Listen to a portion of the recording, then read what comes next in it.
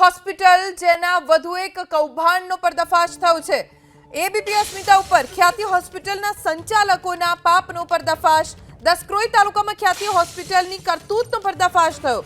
ખ્યાતિ હોસ્પિટલ જેણે એક નહીં અનેક કૌભાંડો આચર્યા છે, મહાકૌભાંડો આચર્યા છે। એબીપી અસ્મિતા ઉપર ખ્યાતિ હોસ્પિટલના સંચાલકોના પાપનો પર્દાફાશ। દસક્રોઈ તાલુકામાં ખ્યાતિ હોસ્પિટલની કરતૂતોનો ભાંડાફોડ થયો છે। દસક્રોઈ તાલુકાના પાલડી કાંકજમાં અંદાજિત 10 જેટલા લોકોના ખ્યાતિ હોસ્પિટલમાં ઓપરેશન થયા હતા તેવી વિગતો હાલ પ્રાપ્ત થઈ છે। ઘૂંટણની તકલીફવાળા લોકોને પણ સ્ટેન્ટ મૂકી દેવામાં આવ્યા। હોસ્પિટલ લઈ ગયા પછી પાલડી કાંકજ ગામના લોકોના ફોન પણ જપ્ત કરી લેવામાં આવ્યા હતા તેવી વિગતો ગામના લોકોએ આપી। એટલે આ પહેલી વાર નથી થયું કે કોઈ ગામમાં જઈને ખ્યાતિ હોસ્પિટલના જે સંચાલકો છે કે ડોક્ટર્સ છે તેમણે કેમ્પ યોજ્યો હોય। કેમ્પ અલગ અલગ ગામડાઓમાં કરતા એક વખત જ્યાં કેમ્પ કર્યો ત્યાં બીજી વાર ક્યારેય મેડિકલ કેમ્પ નથી થયો।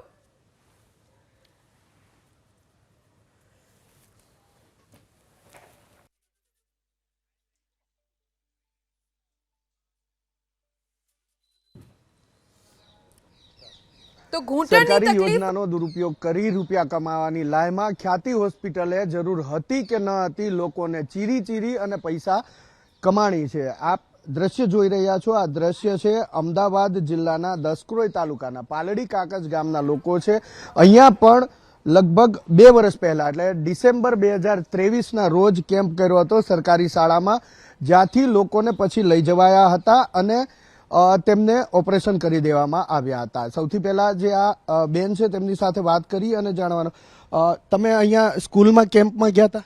હા। શું તમને તકલીફ શું હતી? માથાની જ હતી, માથું દુખતું હતું? હા। અને તમારા ઘરેથી છે એને શું હતું? એ તો એવું જ કહેતા હતા કે માથું દુખાશે, એમાં લઈ ગયા। 24 તારીખે કર્યું, 25 તારીખે ત્યાં મેળ દીધું। અચ્છા, તો પછી ત્યાં તમને શું કર્યું? ઓપરેશન કર્યું? એ શું કર્યું જ નહીં ખબર રહી। એટલે ઓપરેશન કર્યું તમારું? મને અહીંથી મેલ્યું તું ત્યાં। પછી કોઈ હારે હતું તમારે? હતા, પણ પછી બધા જુદા જુદા કરી નાખ્યા હતા। બધાને જુદા? હા।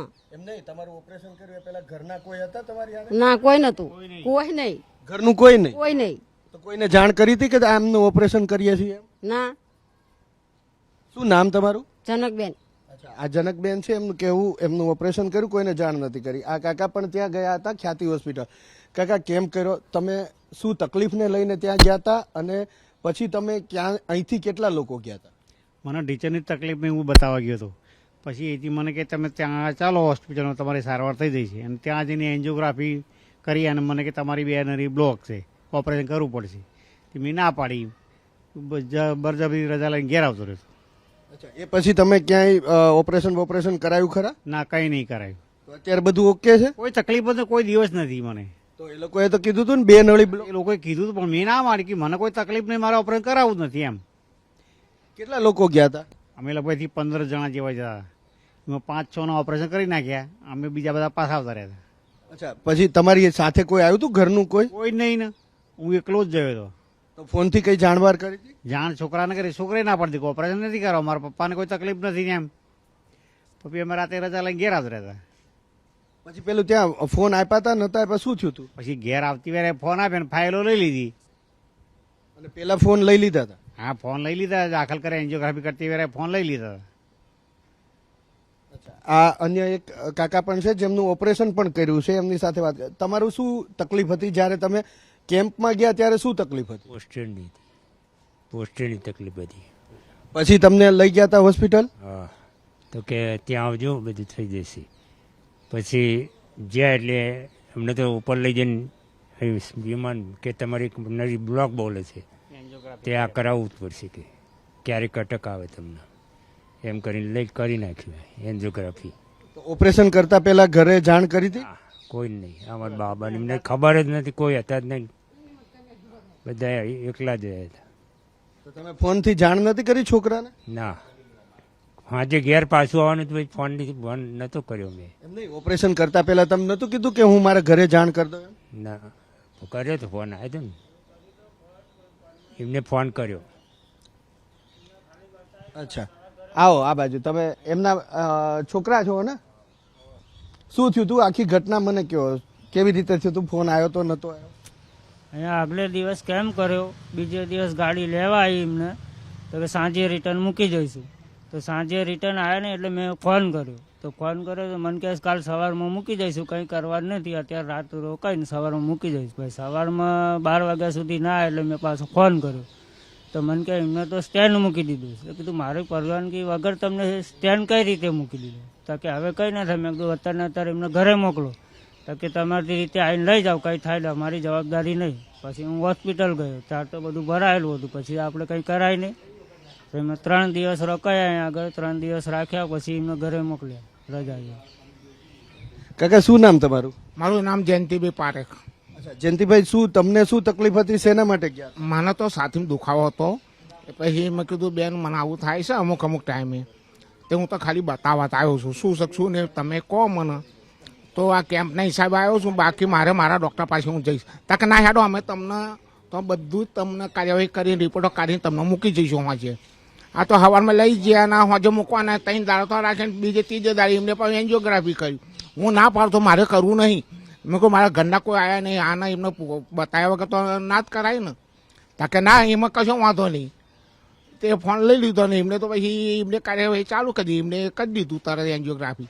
ફોન લઈ લીધો તમે? હા. કોણે લઈ લીધો? એ કોઈ બેન છે, હું કહું છું એ તોરણબેન. તો કે તમારે કોઈ ચિંતા નહીં કરવાની, કે કાંઈ બધું કામ સારું થઈ જશે. મેં કહું ના, હું મારા ડૉક્ટર પાસે જ કરે, જે કાંઈ નીકળશે એ તો. ફોન તમારો એકનો લીધો હતો કે તમારી હારે આ ગામના? બધા અલગ અલગ જ દીધા હતા, ખાટલા અલગ અલગ આપી દીધા, અલગ અલગ રૂમ બનાવી દીધા હતા એમને. ગામના કોઈ જોડે જોડે જસુભાઈ છે, જસુભાઈને ત્યાં સ્ટેન્ડ મૂક્યું, જેમ આ કાકાને સ્ટેન્ડ મૂક્યું એમને પણ મૂક્યું. એમની સાથે જસુ કાકા, શું થયું તું? આખી ઘટના કેવી રીતે થઈ? શું એટલે આ ઘણા ટાઈમ પહેલા મારે એન્જિયોગ્રાફી આ ડૉક્ટરે જ કરેલું, ક્રિષ્ના સેલ્વીમાં થાય સર્વિસ કરતા. એટલે મને થોડું સારું લાગ્યું એ વખતે કંઈ નીકળ્યું કરું, પણ કે કરવું જરૂરી નથી, એન્જિયોપ્લાસ્ટી ના કર્યું. પછી અમુક વર્ષ પછી મારી યુએન મહેતામાં દવા ચાલતી, ત્યાં એ કહ્યું કે ભાઈ તપાસ કરાવજો, તમને પ્રોબ્લેમ છે થોડો, એટલે શું છે ફાઇનલ થાય, બીપી વધારે છે એટલે. તો ભાઈ મેં ચાલો કરીશું ક્યાંક. અને ત્યાં સુધી આ ડૉક્ટર અહીંયા એમનો કેમ્પ આવ્યો, તો હું તો અચિંત જ ગયેલો કે તપાસ કરે એ કેમ્પ છે. તો ગયા ત્યાર ભાઈ વાતમાં એ વાત થઈ ને મારે જૂની ફાઇલ લઈ ગયો તો એમને જોઈ મને કે આ ડૉક્ટર છે આપણા, કે તમને કોન્ટેક્ટ કરાવી દઈએ અને આ ભાઈ જ ઓપરેશન કરવાના છે અને એમનો જ કેમ્પ છે કે. તો મેં ચાલો જઈએ. તો ભાઈ બીજા દિવસ અમને અહીંથી ગાડી લેવાય તો ઉઠાયા, ત્યાં ગયા, જોયું બધું, તપાસ કરી ભાઈ કે ભાઈ જે થતું એ કરશું કે. મેં સારું. અને એન્જિયોગ્રાફી મેં કરાવી એટલે ડર જેવું નહોતું આમ, પણ એટલું બધું પરિસ્થિતિ આવી ખરાબ થાય ખ્યાલ નહીં.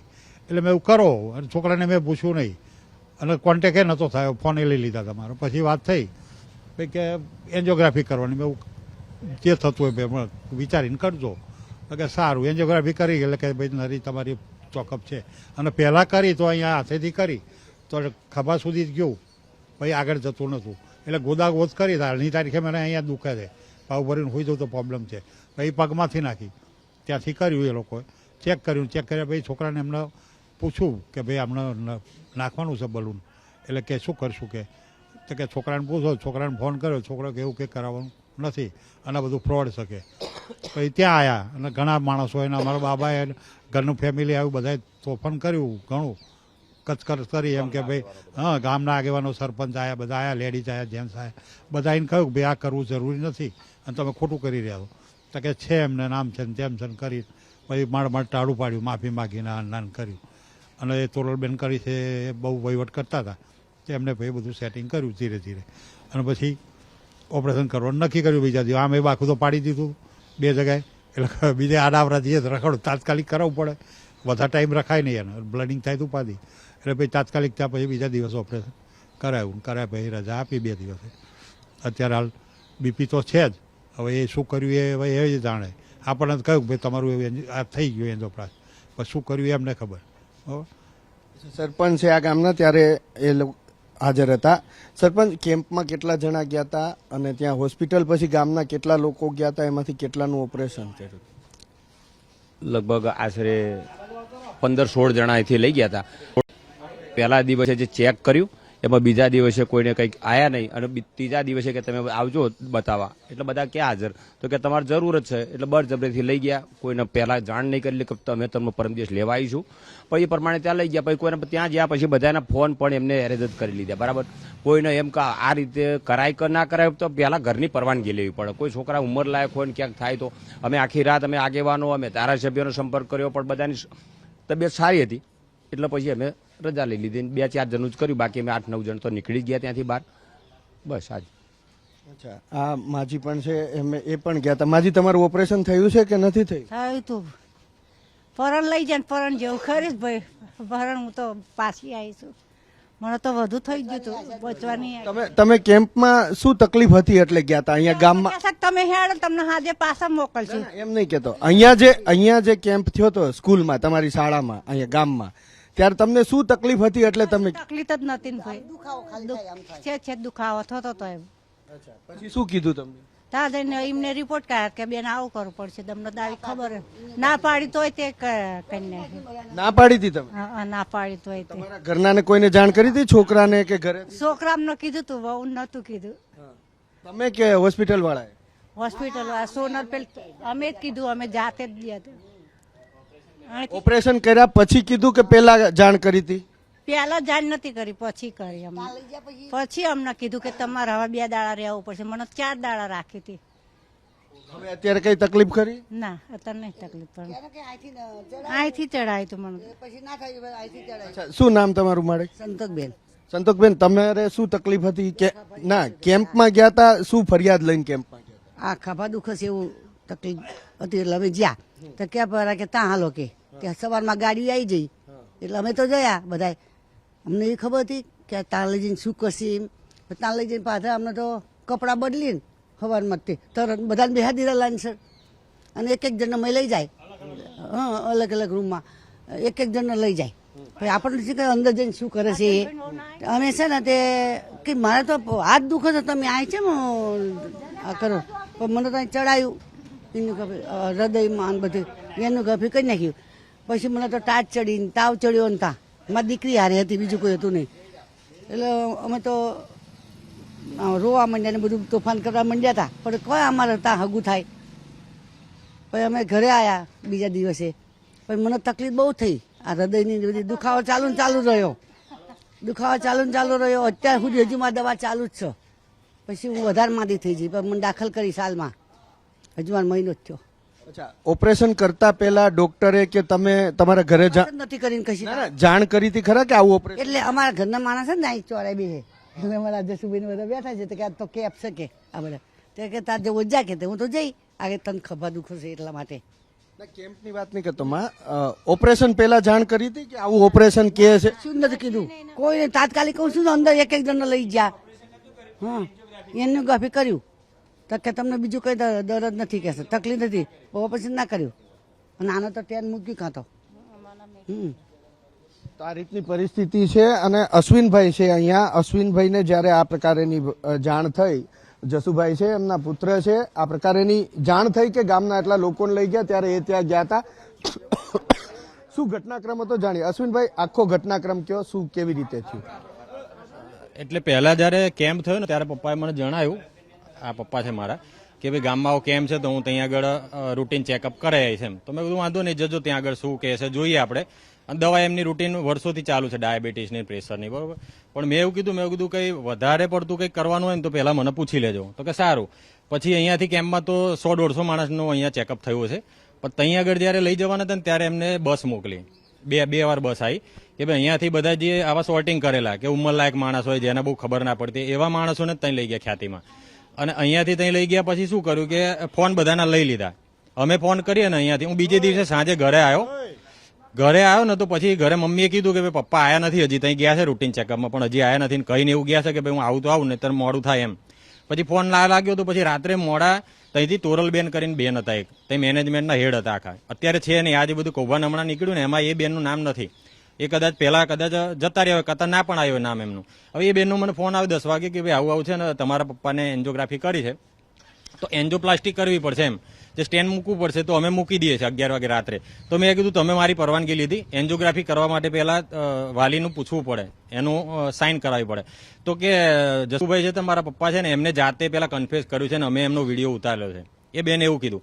હવે પપ્પા બોર્યા છે, પપ્પાના દર્દીનો વિડીયો જાતે ઉતારાઈ દીધો કે ભાઈ હું બોલું છું ને તમે મારી એન્જિયોપ્લાસ્ટી કરી નાખો. એટલે એ બેને એવું આમના વિશ્વાસમાં લઈને એ બધું કરી નાખ્યું. પછી મેં એમને કીધું, મેં જો ભાઈ હું પોલીસ કેસ કરીશ, હું ત્યાં આગળ આવું ને ત્યાં સુધી કશું કરતા નહીં. તો કે આવશો અને લેટ થઈ જશે તો અમારી જવાબદારી નહીં, આમ તેમ એવું અમને ડરાયા. તો મેં વાંધો નહીં, જે થવું એ થાય, હું સવારમાં આવીશ. અત્યારે 11 વાગી ગયા, બરોબર, હું સવારે આવી. એટલે અમે અહીંયાથી ગામમાંથી બધા ઘણા માણસોને લઈને ગયો, ત્યાં જઈને અમે બધું જોયું.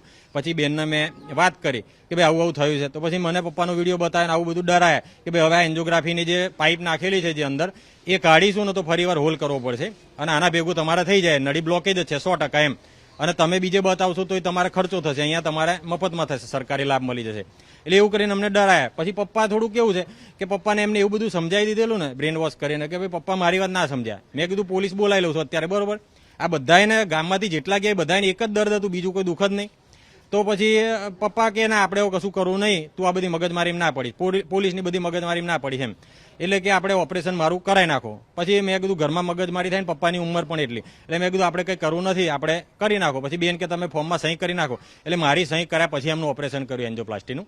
અચ્છા, અને બીજાનું સહી ભાઈ લીધા વગર એમના તો કોઈ વાલી એ દિવસે તો કોઈ નતા, બધાની એન્જિયોગ્રાફી કરાઈ એનું કોઈ એમની જોડે એવિડન્સ નથી, એમના ઘરના કોઈ નહીં. પપ્પાને મેં વિરોધ કર્યો ને રાત્રે, એટલા માટે એમને રોક્યું હતું ઓપરેશન. અને બીજે દિવસે સવારમાં હું ગયો, પછી બપોર પછી એમનું ઓપરેશન કર્યું એમનું 3 વાગ્યા પછી. અને એમને એ બધું છે ને તોરલબેન એમને એવું કીધું કે ભાઈ જો વિડીયો છે ને આમ ને તેમ ને, એટલે બધાને ડરાવવાની જ વાત હતી. એ થોડું ડરી ગયા હતા. અમારા ગામના બધાએ જઈને ઉપર જે ઓપરેશન રૂમ ને એ બધું છે ને ત્યાં જઈને અમે વિડીયો, જે ડોક્ટરના બધા વિડીયો ઉતાર્યા ફોનથી.